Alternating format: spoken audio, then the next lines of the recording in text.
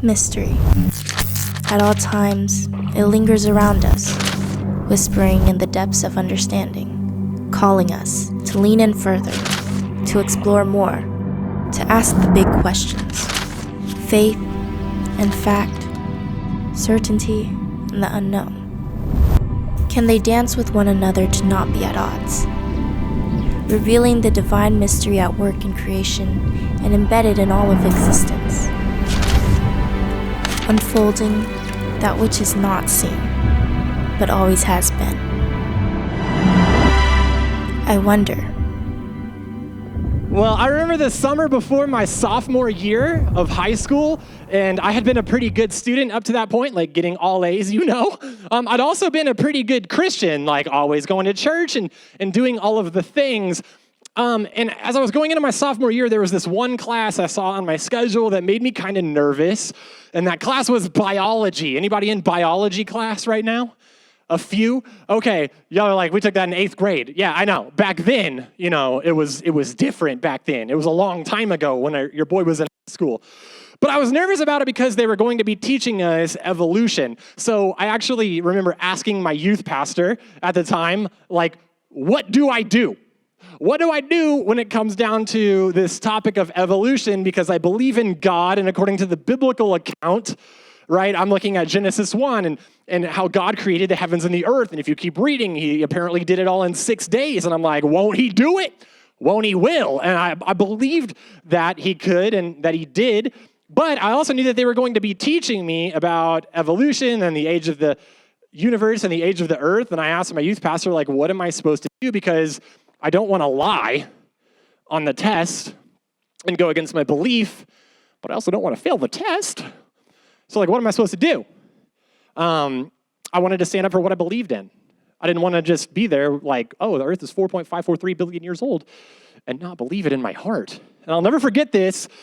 My youth pastor told me, he was like, just get the answers on the test right, but remember what you believe. And I was like, okay.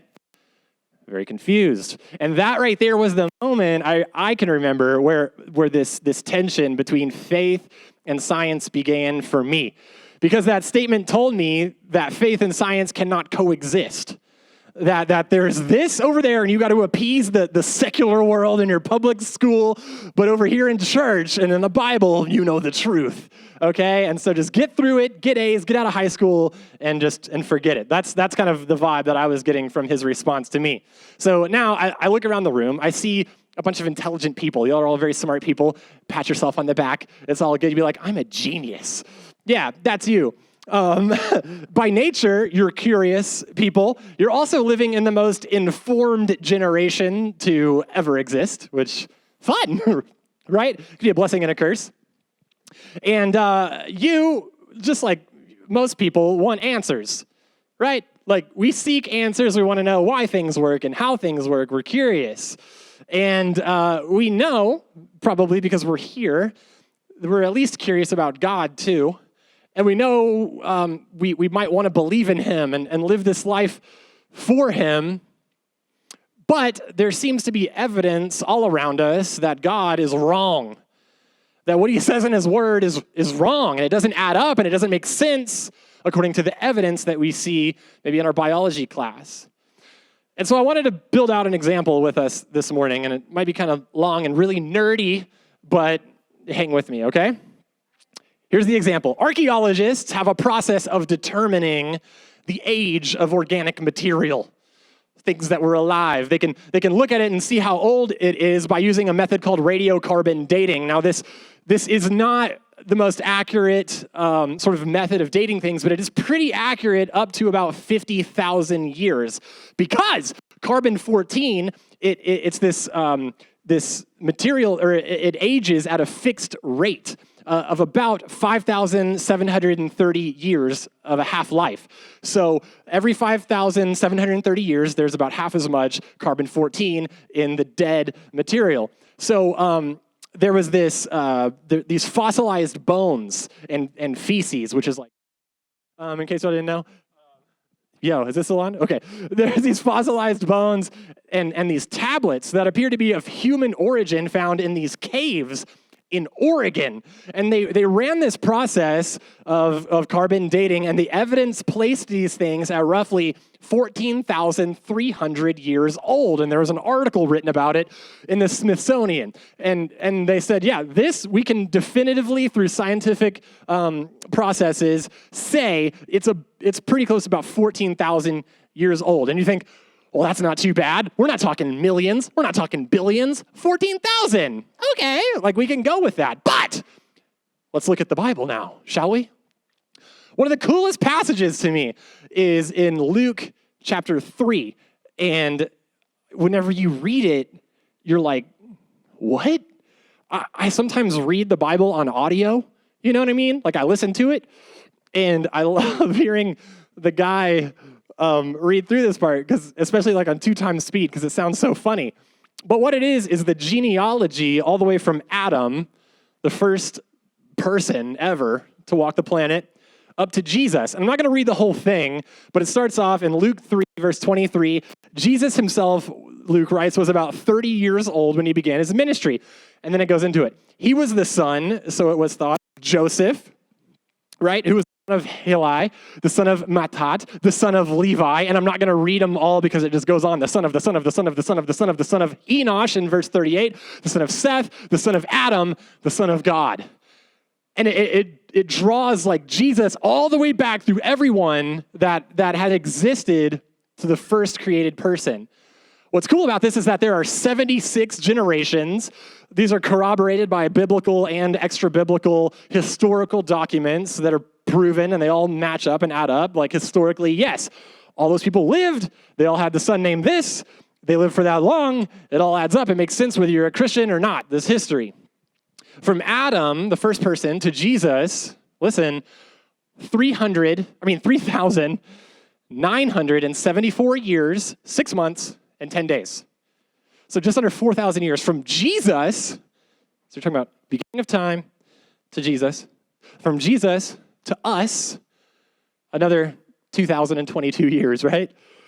So the whole big picture, from the first person to us right here, right now, about 6,000 years, right? So how can science say that there's evidence of human life 14,000 years old? It's over twice as long as what the Bible would say. That doesn't make sense. It doesn't add up. Some of us right now are asking the same question I did in high school. What do we do with that? What the heck do we do with that?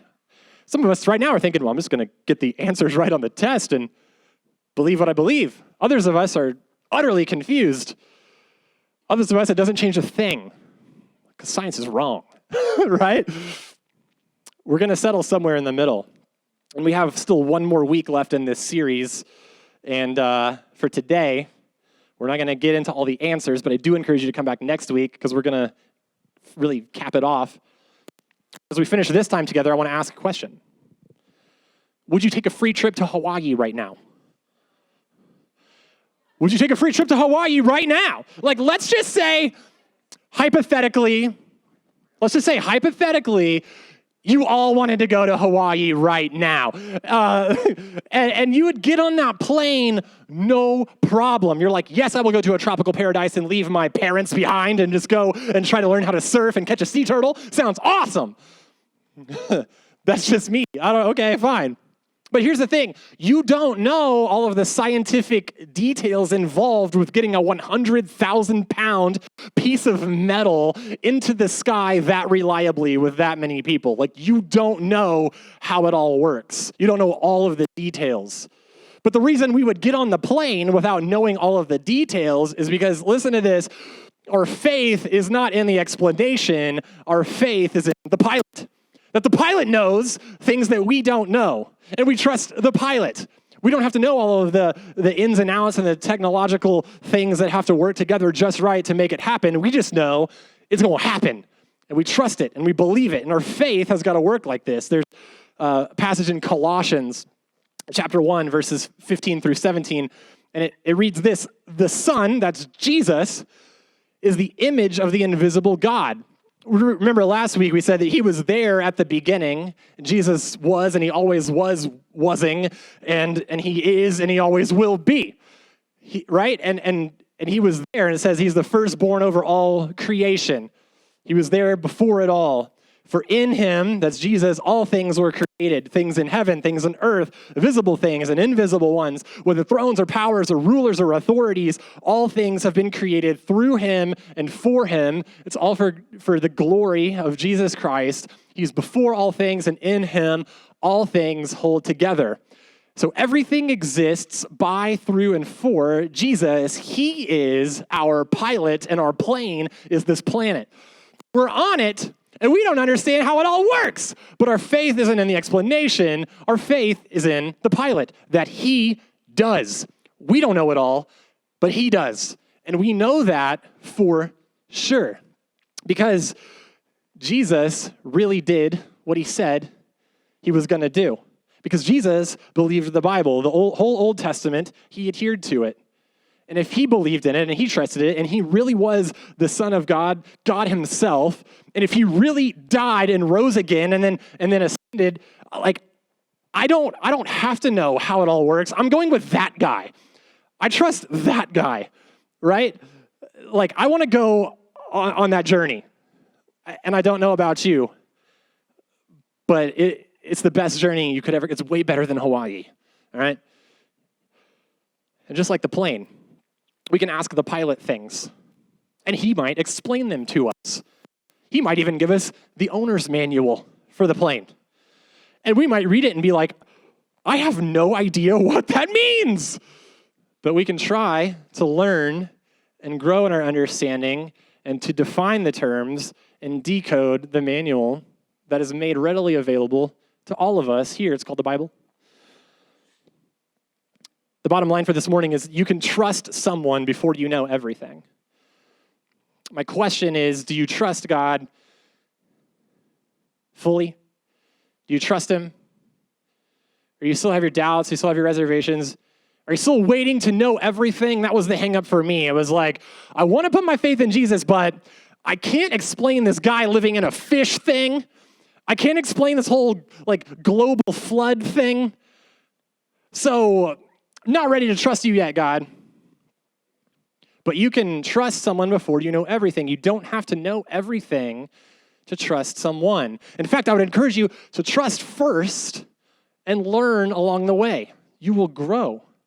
But getting on the plane will be the best thing that you can do. In fact, we trust people without knowing everything all the time.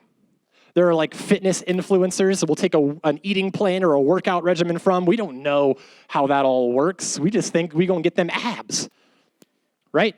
The weatherman, I mean, yeah, they're wrong like a lot, but we still trust them. Some of y'all put a jacket on this morning before you even went outside because you looked at your phone and it said it was 55 degrees. You trusted it. There are tech companies who made technology that you use every day. You don't know how it all works. You use it. Will you add Jesus to that list of people that you trust before you know everything? Even when you have questions, even when it doesn't make sense and you're wrestling through it and you still wonder, will you trust him?